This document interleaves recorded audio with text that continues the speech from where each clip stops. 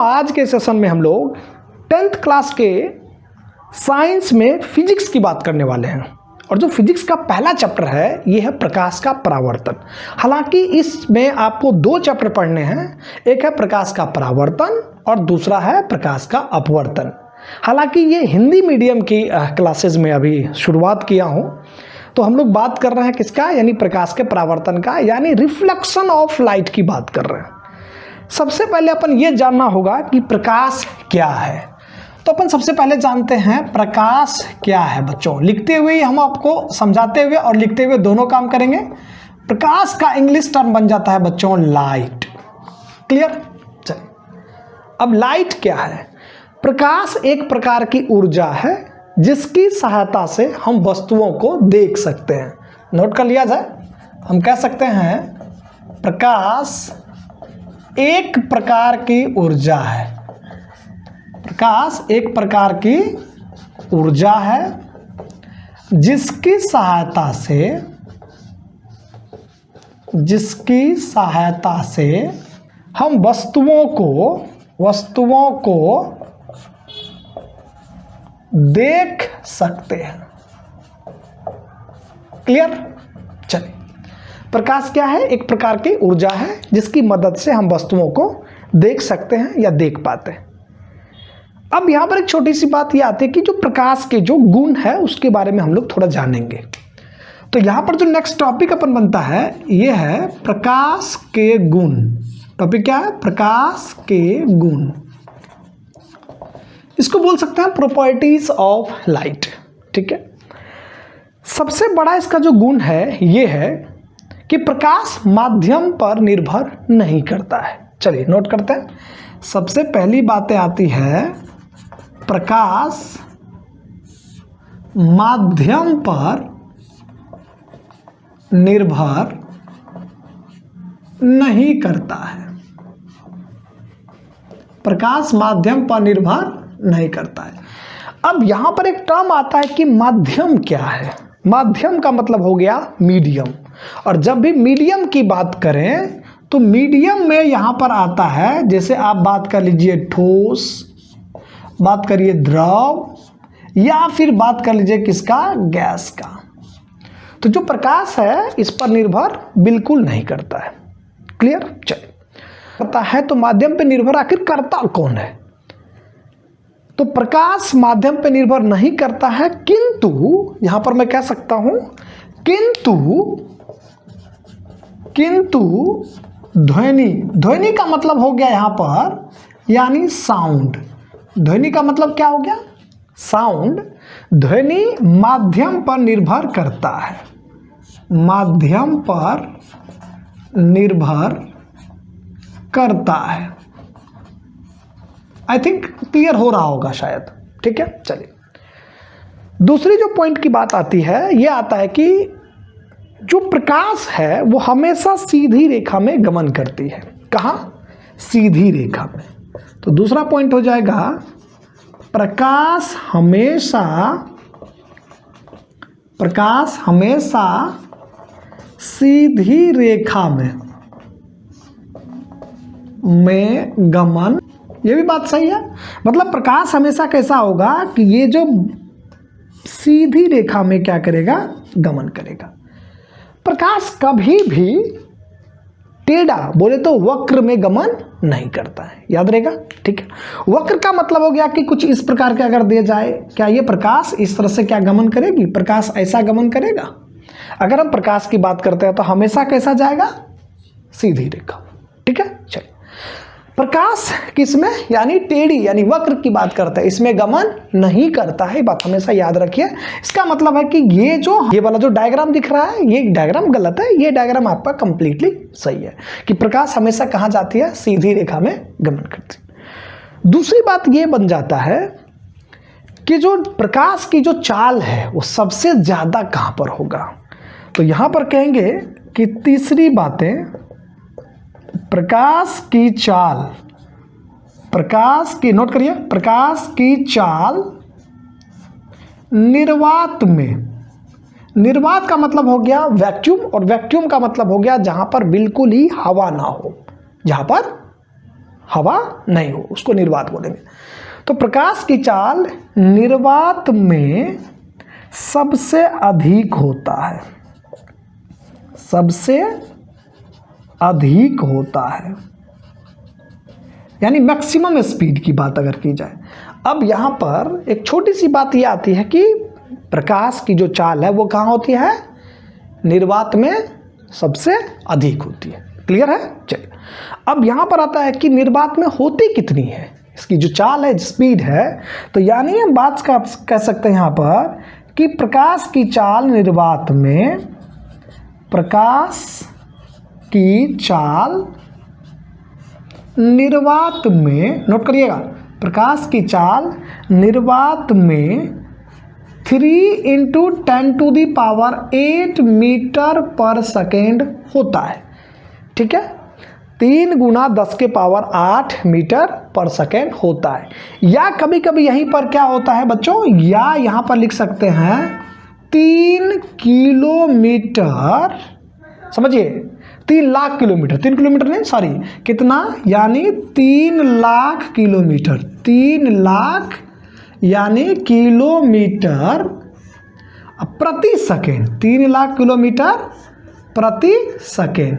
3 लाख, क्योंकि 1 लाख में क्या जीरो, 5 जीरो, 1 लाख में कितना जीरो, 5 जीरो, यानी इकाई, दहाई, सैकड़ा, हजार, दर्जन, लाख बन गए। तो 1 पर कितना जीरो देंगे, 5। और यहाँ पर देखिए किलोमीटर, और यहाँ पर 1 किलोमीटर का मतलब क्या हुआ बच्चे, 1 किलोमीटर का मतलब हो गया 10 के पावर कितना, 3। और 1 लाख में क्या जीरो, तो 10 के पावर 5। और यहाँ पर 10 के पावर 5 गुना 10 के पावर अगर 3 करोगे तो 10 के पावर कितना बन जाएगा, 8 बन रहा है ना।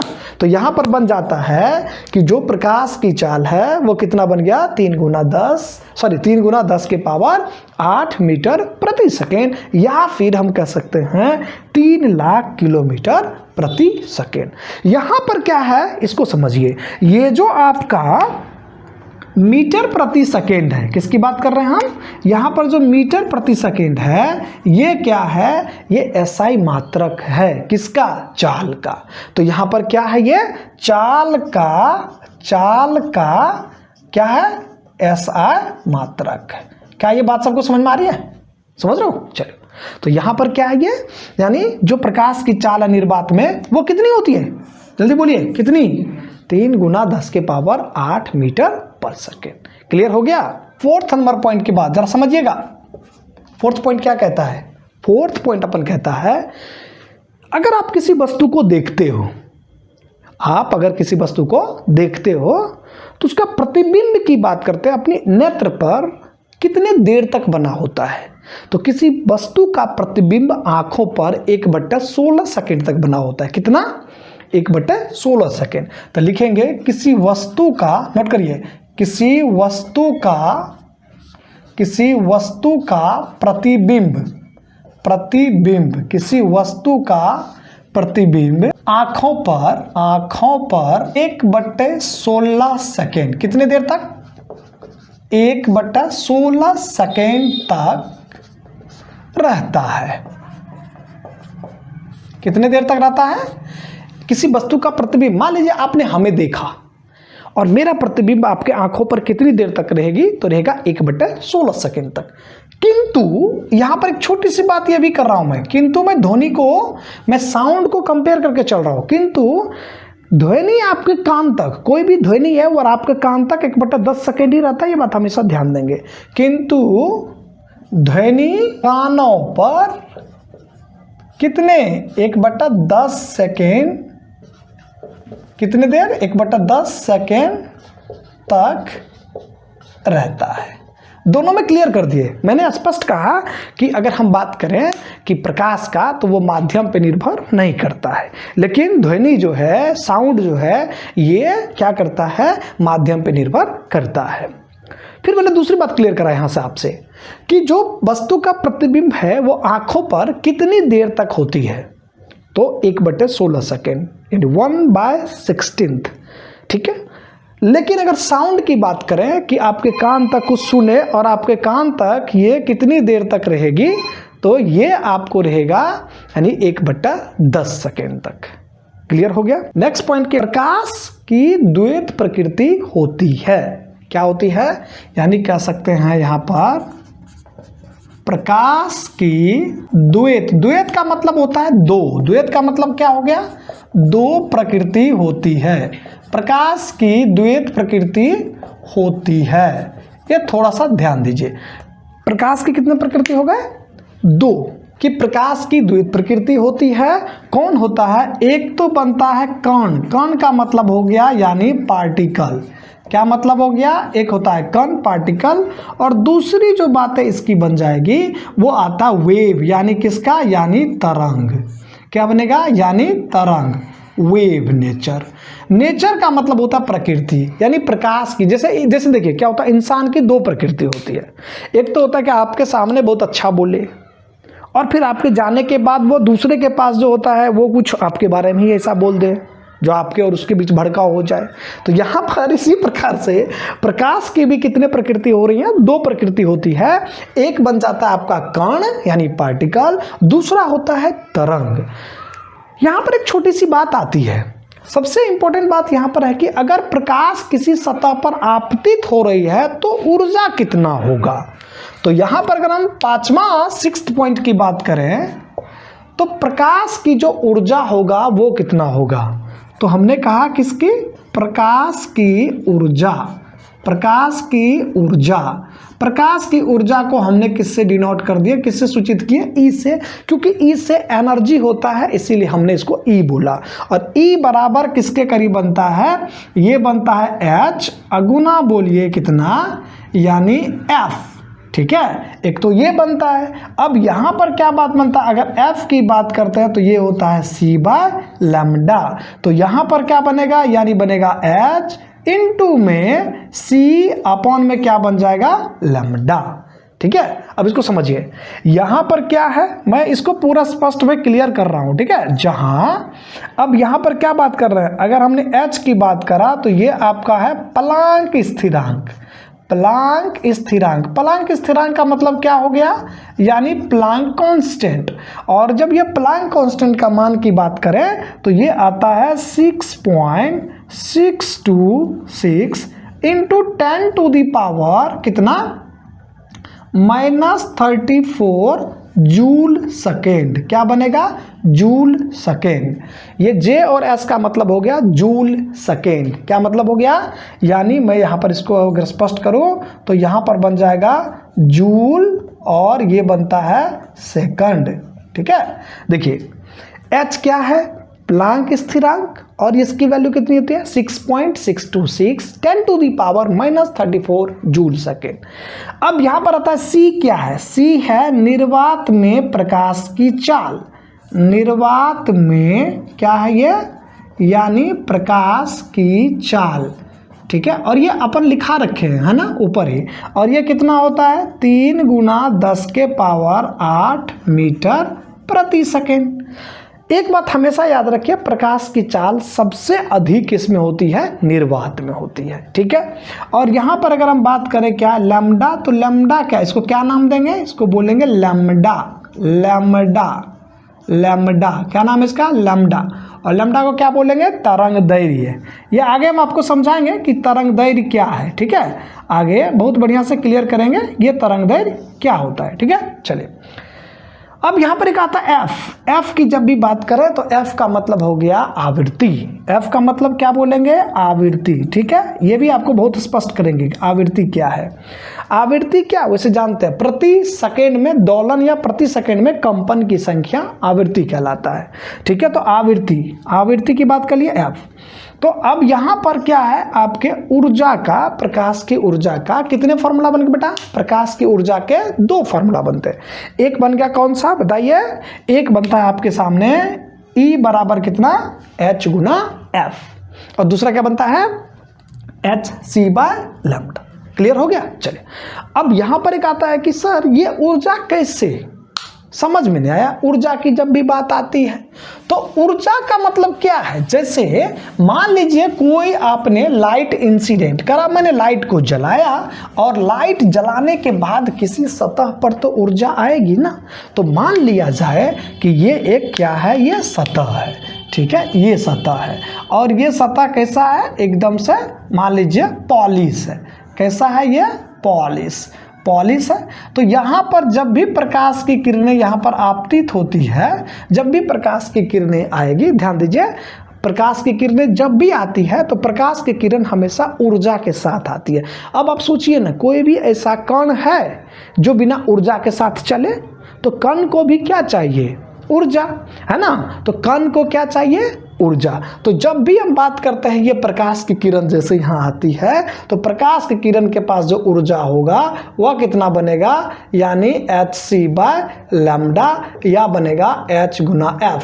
यहाँ पर जो h है ये कांस्टेंट है, जिसको प्लांक स्थिरांक के नाम से जानते हैं। इसकी वैल्यू होता है 6.626 × 10⁻³ जूल सेकेंड। और यहाँ पर जो f है ये आपकी क्या है, आवृत्ति है। c क्या है, यानी निर्वात में प्रकाश की चाल। ये इसके कुछ गुण हैं, 2-4 गुण और है, मैं इसको थोड़ा और क्या करता हूं, मैं एक्सप्लेन कर देता। नेक्स्ट गुण के अगर 8वां नंबर में क्या बात बनता है, यानी ये बात कहते हैं कि निर्वात में प्रकाश की चाल सबसे अधिक होती है।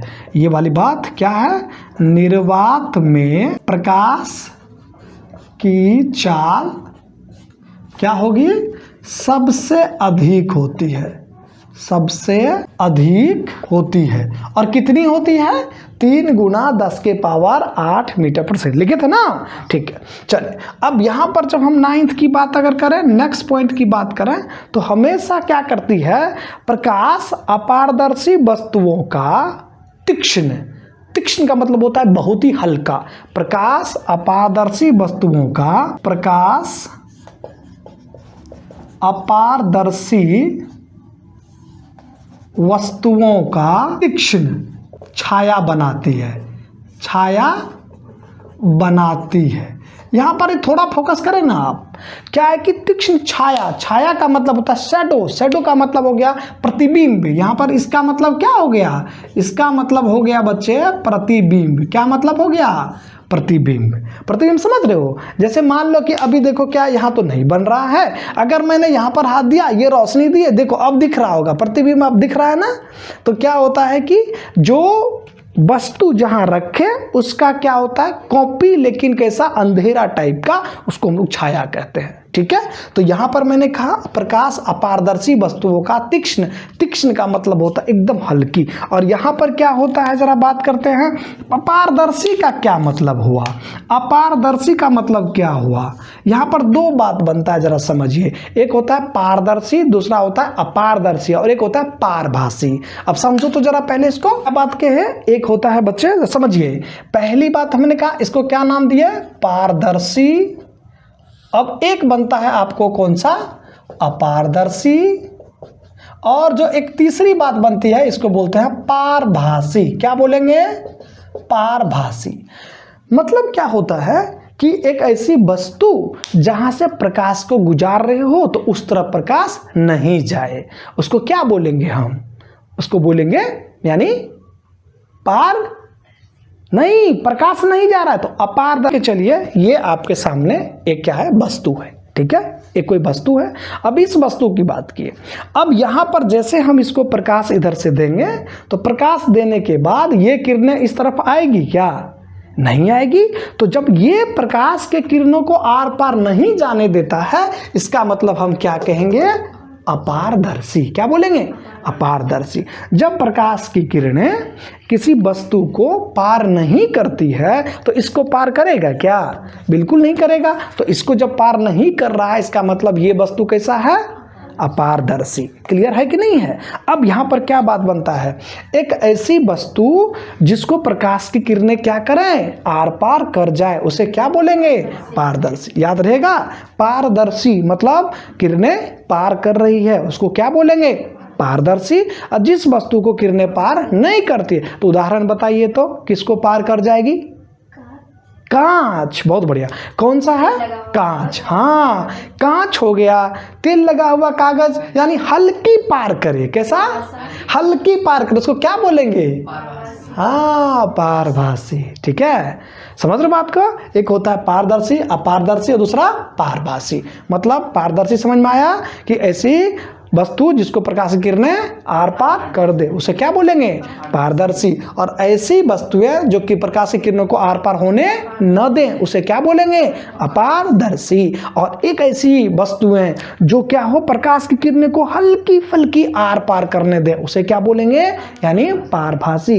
इसका मतलब ये हो गया बच्चों, अगर पारभासी की बात करें जैसे कागज में लगा हुआ तेल, बात समझे? मतलब क्या है? पारभासी है। ठीक है, ये सब। हाँ, जैसे कोहरा, कुहासा, ये सब क्या है? हाँ, जिसको फॉग बोलते हो, FOG, फॉग, है ना, ये सब क्या है? इसको बोलेंगे पारभासी।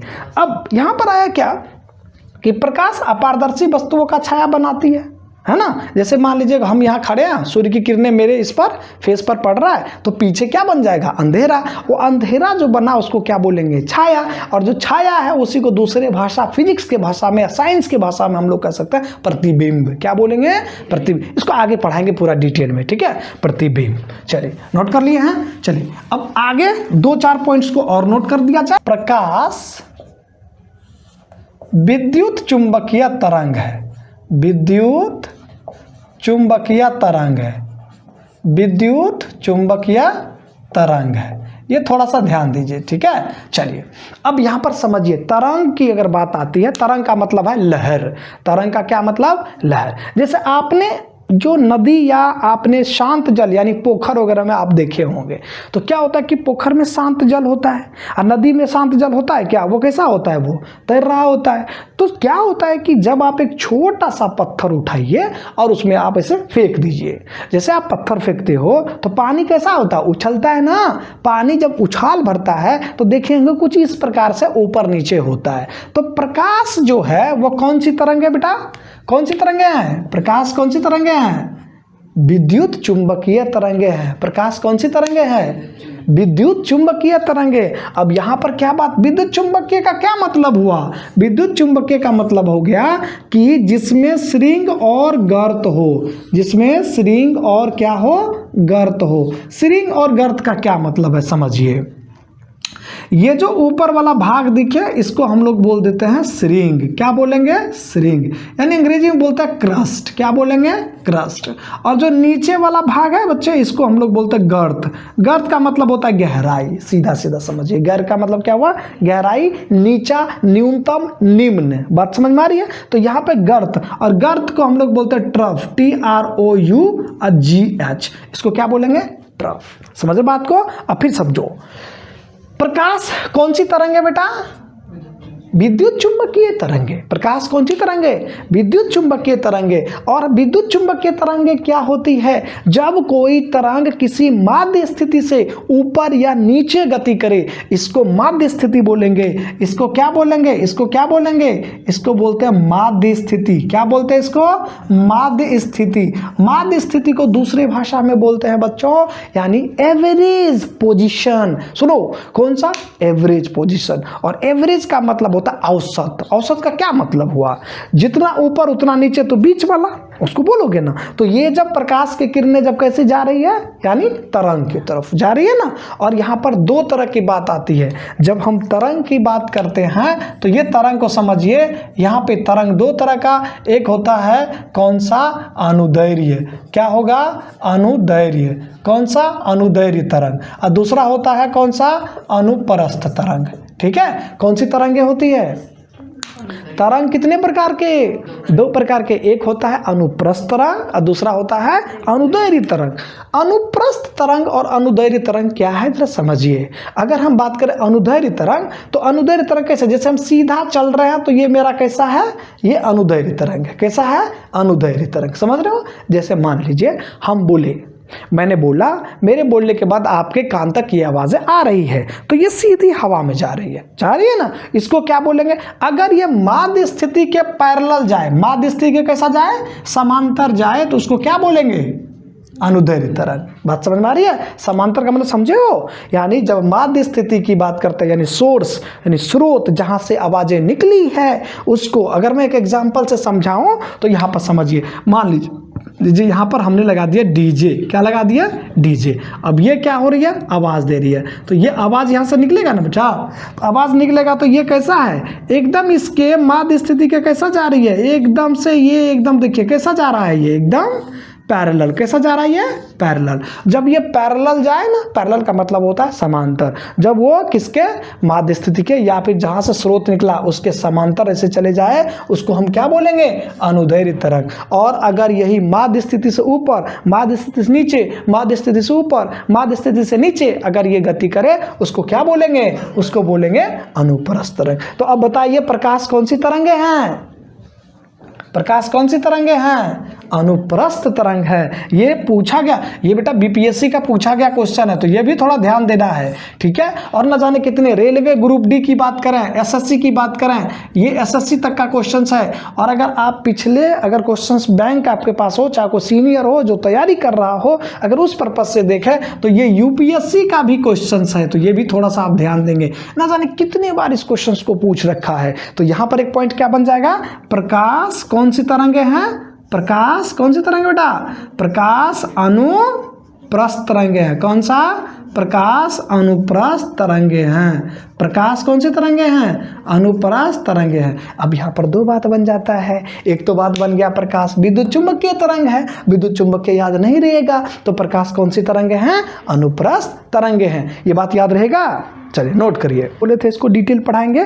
तो जब प्रकाश की बात की तो प्रकाश कौन सी तरंगे हैं, विद्युत चुंबकीय तरंगे। प्रकाश कौन सी तरंगे हैं, विद्युत चुंबकीय तरंगे। और एक छोटी सी बात ये भी आ गई कि प्रकाश अनुप्रस्थ तरंगे हैं। तो जब अनुप्रस्थ की बात करते हैं तो क्या कैसा होता है, जैसे आपने नदी में उछाल देखे हो ना, एकदम ये वाला जो तरंग है वो कैसा है, अनुप्रस्थ या फिर क्या बोलेंगे उसको, विद्युत चुंबकीय। समझ रहे बात को। चलिए अब विद्युत चुंबकीय का क्या मतलब हुआ, जिसमें विद्युत और चुंबक दोनों का गुण समाहित हो, जिसमें विद्युत और चुंबक दोनों के गुण समाहित हो उसे हम लोग विद्युत चुंबकीय कहते हैं। क्या कहेंगे, विद्युत चुंबकीय। और जब भी बात होती है तो विद्युत क्षेत्र और चुंबकीय क्षेत्र की बात आएगी तो वो क्या होगा, एक दूसरे का लंबवत होता है। ये बात ध्यान रखना, कैसा, लंबवत होता है, ठीक है। ये 12th क्लास में जब जाओगे तो थोड़ा डिटेल पढ़ना पड़ता है, ठीक है। और जब बीएससी वगैरह करोगे तो उसमें थोड़ा सा ज़्यादा पढ़ना पड़ेगा। तो यहाँ पर हमने कहा क्या, ये y अक्ष है और ये आपका x है। तो ये कैसी तरंगे बन रही है बच्चे, ये बन रहा है आपका यानी अनुप्रस्थ। तो ये क्या बोले थे, इसको क्या बोले थे, श्रृंग ना, और ये कैसा था, गर्त। अब देखिए क्या होता है, दो श्रृंग या दो गर्त के बीच की दूरी को हम लोग तरंगदैर्घ्य कहते हैं। इसके बीच की दूरी को क्या बोलेंगे, तरंगदैर्घ्य। क्या बोलेंगे, तरंगदैर्घ्य यानी लैम्डा। फिर यहाँ पर देखिए इसके और इसके बीच के दूरी को क्या बोलेंगे, यानी तरंगदैर्घ्य। तो तरंगदैर्घ्य क्या होगा, दो श्रृंग या दो गर्त, यानी कि एगो श्रृंग एगो गर्त, तो गलत हो जाएगा, तब गलत हो जाएगा।